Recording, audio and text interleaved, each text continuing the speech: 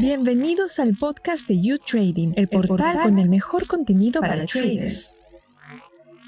Buenos días y bienvenidos a una nueva edición de La Esquina del Trader. Yo soy Estefanía Gosser y en el episodio de hoy vamos a hablar de una noticia que varios medios de comunicación de Sudamérica destacaron la semana pasada. Pero vamos a verla desde un punto de vista un poco más crítico. Esta noticia es que, según el Servicio de Análisis Económico de la agencia Bloomberg, Perú se ha convertido en la economía más confiable de América Latina, un puesto que normalmente ocupa el vecino país de Chile. Este ha sido el titular de una noticia que surge de un ranking de riesgo país que elabora periódicamente Bloomberg Economics y en el que Perú habría subido varios puntos superando a la economía chilena. Para hablar más del tema tenemos como invitado a Juan Carlos Sodar, que se conecta desde Lima. Bienvenido, Juan Carlos. Hola, Estefanía, ¿cómo estás? ¿Qué tal? Bien, gracias, Juan Carlos. Bienvenido y gracias por estar aquí con nosotros hoy. Juan Carlos es economista, analista y consultor. Ha trabajado en el sector bancario y también ha sido asesor en el Ministerio de Economía del Perú y ahora dirige Face Consultores. Juan Carlos, ¿por qué no comenzamos explicando qué es lo que mide el indicador de riesgo país de Bloomberg? ¿Qué es lo que se sabe de este indicador? Sí, correcto. El indicador de Bloomberg resume 29 variables que tratan de englobar tres categorías distintas de riesgo: el riesgo económico, el riesgo financiero y el riesgo político. Esas tres categorías se generan a partir de la agrupación de distintas variables, y ahí el primer tema a tener en cuenta es que la ponderación de cada sector va cambiando en el tiempo. ¿Y de qué manera varía? El sector que gana puntos, el sector que se ve mejor, toma una participación mayor en ese trimestre. El índice es trimestral, pero si por alguna razón ese índice se deteriora, baja alguno de los componentes y eso hace que pierda valor el nivel de, por ejemplo, el indicador económico, por decir alguno, entonces en ese trimestre ese grupo de variables pierde participación, ¿no? Y gana, por ejemplo, el financiero o el político, dependiendo de cuáles han sido los que mejor se han comportado. Y entonces, ¿qué tan válido es decir que Perú es ahora la economía más fiable o más sólida de América Latina, como han dicho muchos medios de comunicación, basándose en este indicador? Bueno, allí la primera cuestión a tener en cuenta es que este indicador ya existe hace varios años, ¿no? Por lo menos existe desde el año 2017. Y lo otro a considerar es que no es la primera vez que Perú resulta en este índice mejor calificado que Chile. Esto ya había pasado, es cierto, la última vez el tercer trimestre del 2020, pero ya había pasado, por ejemplo, antes, en el primer trimestre del 2020 o el cuarto trimestre del 2019. Esto no es novedad. Lo que sí es novedad, digamos, es la importancia que se le ha dado a la noticia en un contexto en el que probablemente el gobierno ahora está buscando destacar que hace bien las cosas desde el punto de vista económico. Y justo ese es el tema a tener en cuenta. Como decimos, en este índice hay tres componentes.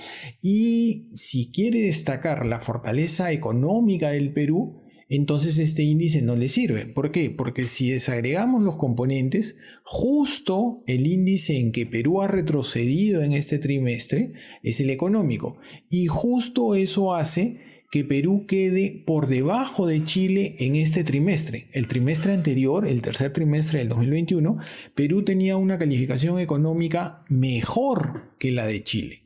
Sin embargo, en ese trimestre ha retrocedido la nota en términos absolutos de Perú y en términos comparativos ya está quedando detrás que Chile, y Chile más bien en la parte económica ha subido, ha mejorado su indicador en este último trimestre. Entonces, yo diría que parte del rebote mediático ha sido generado fundamentalmente por el propio gobierno en una búsqueda de noticias positivas, pero digamos que no necesariamente esto es lo que va en línea con lo que ellos quieren mostrar, ¿no? Solidez económica, este indicador no está mostrando, al contrario, ha mostrado cierta debilidad. Uno puede decir, bueno, el puntaje no es tan malo en términos absolutos, es cierto. Sobre una nota de 0 a 100, la parte económica de Perú muestra un valor de 68, que para la historia reciente también es relativamente alto. Peor que el trimestre anterior, sí, pero una nota que está claramente en el terreno positivo, sí. Pero eso también refleja que tenemos una serie de componentes estructurales que no necesariamente se deterioran o se han deteriorado tan rápido, ¿no? O sea, por ejemplo, podemos ver si tenemos déficit fiscal, correcto, pero es un déficit fiscal que el trimestre anterior. Tenemos una balanza comercial que va mejorando, tenemos un flujo de dólares hacia el país que va creciendo. Entonces, esos son indicadores macro positivos, ¿no? Tenemos una economía que ha rebotado también, correcto, pero hay algunos riesgos a tener en cuenta, ¿no? Por ejemplo, la deuda pública ha crecido y la deuda pública es mucho mayor en Perú que Chile, ¿no? Entonces, el ritmo de crecimiento esperado también, ¿no? Ya Perú ha crecido, ha rebotado respecto al inicio de la pandemia, sin duda, pero la dinámica en Chile ha sido mucho más rápida y la perspectiva de crecimiento en Chile también puede ser comparativamente mejor que la de Perú, ¿no? Entonces hay ahí también algunos indicadores a tener en cuenta que nos sugieren que este indicador de fortaleza macroeconómica tiene algunos factores que nos dan una luz ámbar sobre esa dinámica.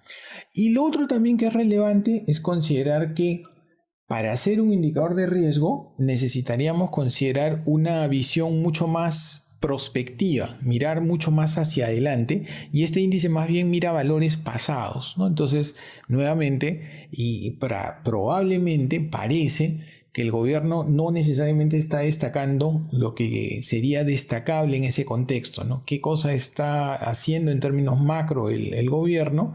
Allí el indicador en sí mismo sí está sugiriendo cierto deterioro, ¿no? Y Juan Carlos, para darle una idea a la gente que normalmente no sigue la economía o las finanzas, este indicador de Bloomberg, ¿quién lo sigue? ¿Quién se guía de él? ¿Qué tan relevante es en el sector? Bueno, te lo digo desde mi experiencia. Cuando yo estaba en el sector financiero, este era un índice más que prácticamente no rebotaba, no se le daba mucha importancia y usualmente Perú ha podido tener algunos trimestres mejores resultados que Chile, en otros trimestres se ha quedado rezagado, pero es un indicador más hecho por una entidad privada, ¿no? Que no necesariamente es algo que genera respuesta del mercado, ¿no? Los mercados responden más al dato de inflación, al dato de tasa de interés, al dato de cómo va la actividad económica, ¿no? Pero este indicador de Bloomberg el gobierno lo ha resaltado, ¿no? Pero es un dato más que usualmente no tiene mayor relevancia, ¿no? Pensemos, por ejemplo, el gobierno de Sagasti, en el gobierno de Vizcarra, en el gobierno de PPK, ¿en algún momento se ha hablado de este índice? No. Entonces, y como digo, es un índice que ya tiene varios años, ¿no? Entonces, incluso conversando con amigos que trabajan en temas de financieros, les llama la atención cuánta importancia se le ha dado esta vez al indicador, ¿no? Que usualmente no la tiene. Y ahora mismo el gobierno peruano, bueno, podríamos decir que está en problemas, ¿no? Tiene poca credibilidad. Según las encuestas, solo 6 de cada 10 peruanos aprueban la gestión de Castillo, el presidente, y tampoco hay mucha estabilidad en el gabinete, ¿no? Que ha tenido que ser renovado ya unas 3 veces en 6 meses de gobierno.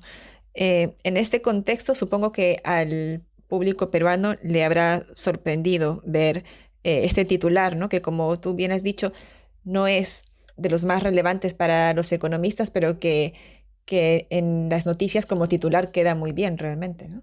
Queda bien como titular, pero también hay que ver qué hay detrás, ¿no? Y por ejemplo, como digo, uno de los componentes de este índice es el de riesgo político. Y más bien lo que debería llamarnos la atención y generar cierta preocupación es que, por ejemplo, este nivel de riesgo político tiene una calificación peor que la que se tuvo, por ejemplo, cuando salió el presidente Kuczynski del gobierno, cuando se vacó al presidente Vizcarra, ¿no? Y aún así, digamos, en esos trimestres, en esos momentos, los valores del riesgo político no eran tan bajos como el que tenemos ahora, ¿no? Entonces, si el gobierno quiere tener alguna variable que le resulta relevante, probablemente debería fijarse más en el que el riesgo político es alto, antes que destacar que en el promedio le superamos a Chile. Y Juan Carlos, ¿por qué siempre hay esta comparación con Chile en Perú cuando se trata de economía? A ver, yo diría que el tema ahí es que Chile es un referente económico en la región, ¿no? Es probablemente el país que emprendió más pronto las reformas necesarias para promover el crecimiento, es el país que más pronto se acercó a lo que sería una política de libre mercado, ¿no? Y entonces es probablemente el que mejor hizo las cosas en la región, por lo menos durante algún tiempo. Entonces, como referencia es válida, pero también hay que considerar que estamos hablando de una región que en términos comparativos es tierra de tuertos, ¿no? Por ejemplo, si pensamos en Asia emergente, ¿no? Allí hay una dinámica de crecimiento mucho más rápida. Por ejemplo, si pensamos en los países desarrollados, hay prácticas que deberíamos empezar a tener en los países emergentes. Entonces, probablemente la comparación con Chile empiece a ser un poquito limitante, ¿no? Deberíamos estar viendo con otros ojos qué pasa en otras regiones del mundo, ¿no? Sobre todo, como digo, Asia emergente, y además con el tema particular de que Chile podría, ¿no?, empezar a perder importancia relativa en la región, ¿no?, dependiendo de hacia dónde se orienta su nuevo gobierno, que en principio es una izquierda progresista, pero podría, ¿no?, empezar a impulsar algunas reformas que impliquen retroceso en ese avance que se había hecho en términos de mercado, con lo cual allí podríamos estar viendo que Chile, por ejemplo, pierde velocidad de crecimiento potencial, es decir, su crecimiento de mediano, de largo plazo, ya no sería tan importante como el que había mostrado en años anteriores. ¿Y por qué crees, Juan Carlos, que Bloomberg le puso una puntuación tan baja a Chile en el componente financiero y una tan alta a Perú? Sí, ese, digamos, es el factor fundamental, ¿no? Perú saltó y ha tenido un nivel extraordinariamente alto en el índice financiero, mientras que Chile en los últimos trimestres se ha quedado bien rezagado y tiene valores bien bajos, ¿no? Estamos hablando de puntajes entre 11 y 14, ¿no?, en los últimos trimestres, y sobre un valor que es de 100, ¿no? Entonces, cuando empezamos a ver qué cosa hay detrás en ese índice financiero, probablemente lo que más le está castigando a Chile es la volatilidad cambiaria, el tema de volatilidad de indicadores bursátiles, el tema de la exposición, si se quiere, a esta tasa de interés en Estados Unidos que puede estar subiendo. Entonces eso castiga a su mercado, ¿no?, al mercado interno de Chile. En la medida que es una economía más abierta, digamos, al resto del mundo, más integrada al resto del mundo que otros países de la región. Entonces, yo diría que eso es lo que más le castiga, ¿no?, el término de volatilidad financiera. Y algo que han hablado algunos analistas en Chile es el hecho de que se había aumentado la disponibilidad de fondos de jubilación, fondos de previsionales hacia el público, ¿no?, que las personas que todavía les falta edad para jubilarse ya podían acceder a su fondo de jubilación, pero digamos, eso no necesariamente es el caso, ¿no?, porque también Perú ha pasado por eso, ¿no?, y aún así nunca llegó a tener valores tan bajos en este indicador financiero, ¿no? Entonces, probablemente mucho más está el tema de volatilidad de tasas, volatilidad del mercado bursátil, antes que los retiros de fondos previsionales. Y Juan Carlos, para acabar con una nota positiva y no desanimar a todos aquellos que estaban muy contentos con el indicador de Bloomberg, ¿qué fortalezas tiene ahora mismo la economía peruana?